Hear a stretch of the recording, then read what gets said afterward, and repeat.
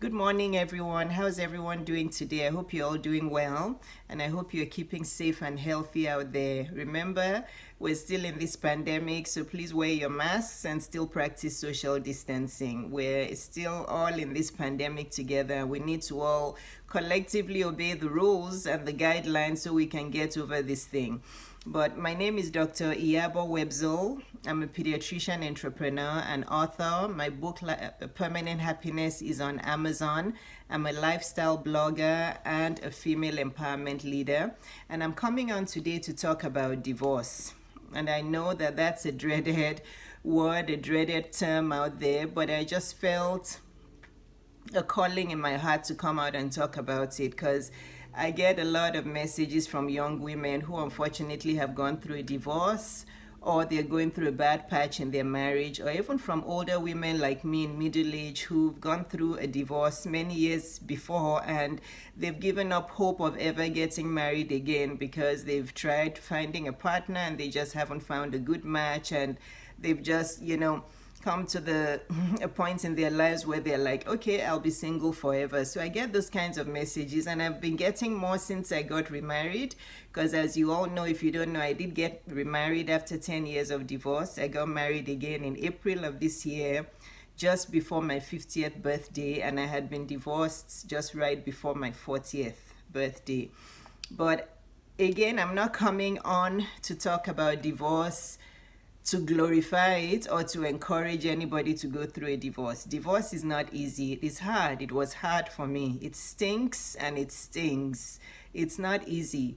But if it's the choice between getting a divorce and getting a better life and having a life of happiness and freedom and peace and joy where you can fulfill your life purpose, then it's better to move on and just be happy, and be at peace and be able to fulfill your life purpose. Too many women stay in bad marriages for too long, and it robs them of their life purpose. It just breaks my heart when I hear some of the stories out there when women come to me. So it's just that fear in them and that guilt that they carry around. So I just want to encourage one person out there. It brings me joy when even one person tells me, oh, your video that you posted brought me a lot of encouragement. That's what I needed to hear. So even if this video is for one woman out there who needs to hear it, I hope you'll be encouraged, and I hope you'll know that there is life after divorce and it's not the end of your life. Okay, God loves all of us equally. God loves the single woman, the married woman, the divorcee, the widower. God loves us all. Men, women, boys, girls. He loves all of us. God doesn't judge us. It's only us humans that judge each other. So you shouldn't be fear. If you're somebody of faith, you should have the confidence that God isn't judging you. He just wants peace and joy for you. So that's what you should focus on. Okay, don't focus about your neighbors or your friends thinking, oh, she gave up and she's a failure. She couldn't hold her marriage together. She couldn't hold her home together. Forget about all that. Don't let people's opinions rob you of your joy and of your bright future. So I was divorced for 10 years, and those 10 single years that I have, aside from, from when I went to medical school, became a doctor, and my lovely childhood, those 10 years were probably my best ever because my life was just fulfilling. I was able to take my business from here to up there. I was able to scale my business. My business became very successful because I had the clarity and the freedom and the peace of mind to do it. I was able to employ more people in my practice. Patients were coming in. I was able to manage it efficiently. At the same time, in that period, I was able to write a book. I published one book. I launched my book. I started writing 2 other books.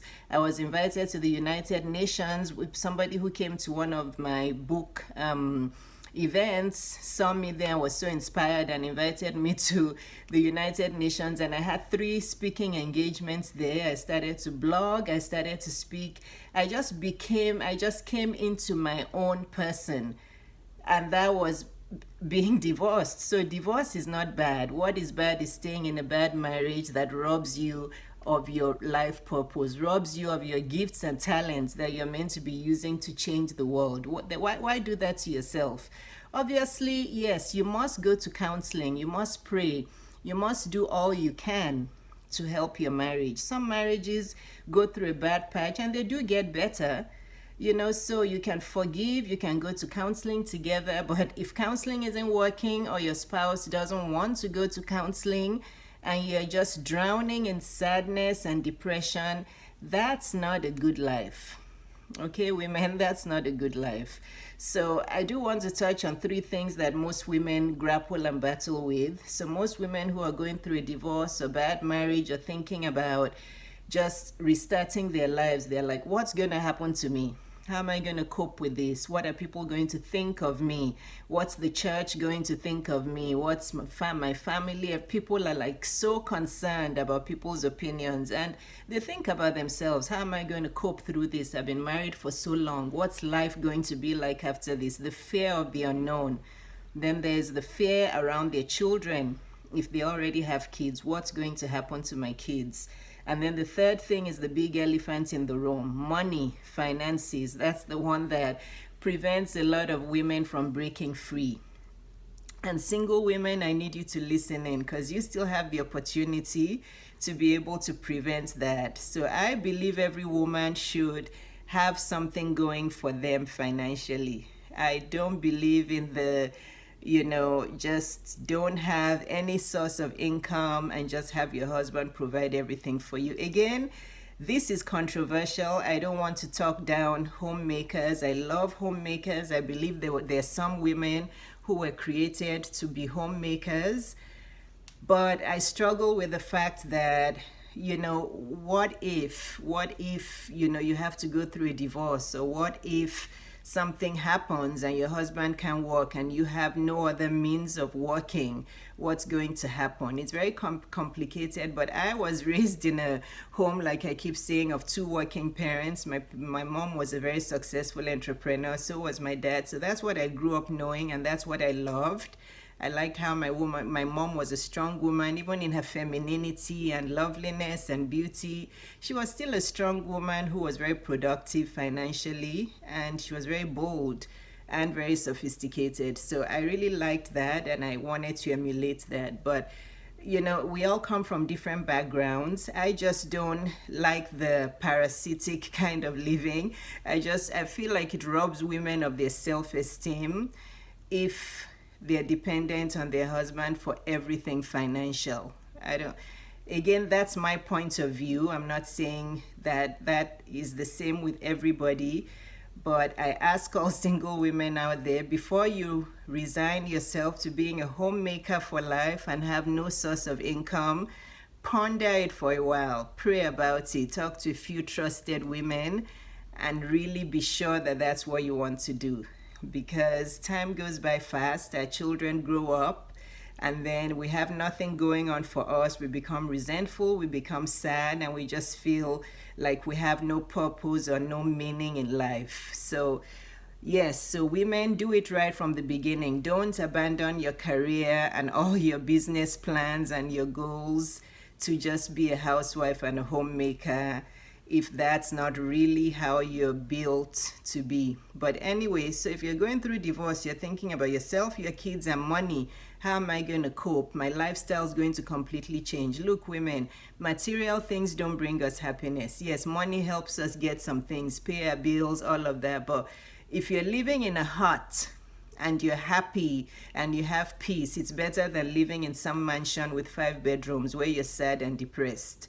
When I was going through my divorce, honestly, I would kneel down and pray to God and say, you know what, God, I don't need all of this anymore. I don't need the Mercedes Benz. I don't need this big town home. Put me in a hut with my 2 kids. As long as I'm happy and I have shelter and food and sunshine and love, I'll be good. So women, yes, you may have to go all the way down before you work yourself back up.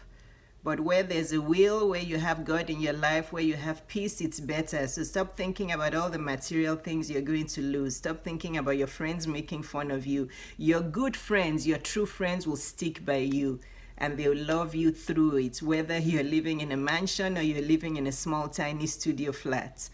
Your true friends will stick by you. They will love you. They will hug you, and they will embrace you through it. That's when divorce made me know who my true friends and who my, not my true friends were. Okay, so don't be concerned.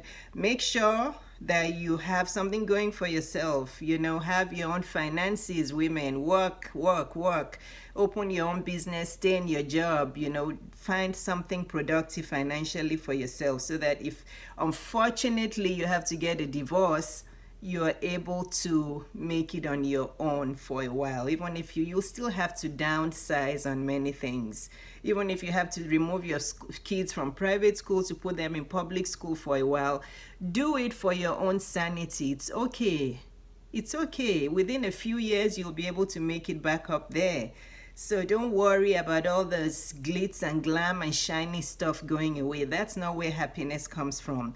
And as per yourself, yes, isn't it better for you to be happy, take walks, have peace, be able to take care of yourself, rather than live day to day and cry, be sad and depressed and put up with a bad marriage and physical and emotional abuse. Physical abuse is terrible, but emotional abuse is terrible too. There's so many women living in emotional abuse from day to day, and it just completely ruins their insides. It's bad. It's a bad situation. And then I'm leaving the kids for last. Yes, that's a very complicated one. Too many women, I've heard it over and over, say they're staying in a marriage because they don't want their kids to be products of divorce, and that divorce ruins kids. Okay, guess what else ruins kids? A terrible marriage. Kids seeing their parents fighting every day, calling themselves names, seeing cheating, seeing things being thrown at each other, seeing parents sleeping in separate bedrooms. That ruins kids as well. So I keep saying it, guys, stop using the kids as an excuse. There's troubled kids in happily married homes. I've seen it over and over. Yes, well, happily married homes that we hear, everything's doing fine, but the kid just decides to just go crazy and follows the wrong crowd. There's kids from troubled, happy marriages. There's troubled kids from happy marriages. There's troubled kids as a product of divorce. There's troubled kids in bad marriages. Parenting is tough and it's complicated and it's dependent on so many factors. I'm a pediatrician and I have kids too. And you could have 5 kids and 3 or 4 of them do very well. Then there's 1 or 2 who just give you a headache all the time. But you cannot sacrifice your own happiness and well-being because you're only focused on your kids. Your success in life doesn't equate all of your kids being successful. And what's success anyway?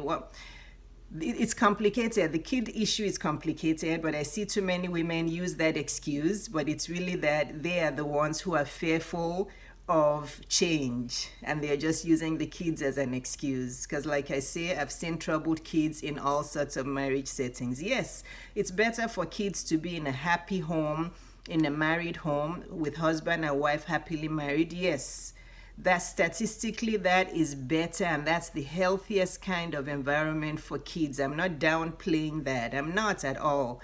And that's even a problem. 45% of African American homes, it's only 45% of African American homes in America that have married couples, as compared to 80% of white homes, which is a problem.